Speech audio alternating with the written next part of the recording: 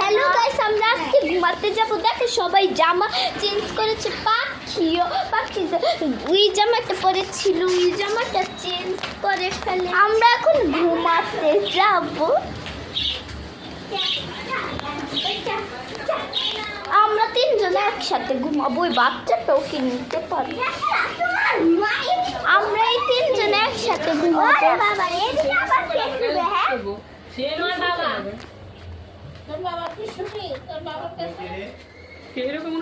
আমাদের সাথে ঘুমাবো।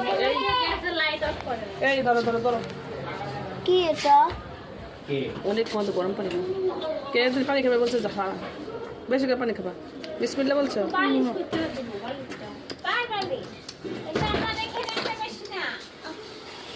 মোবাইল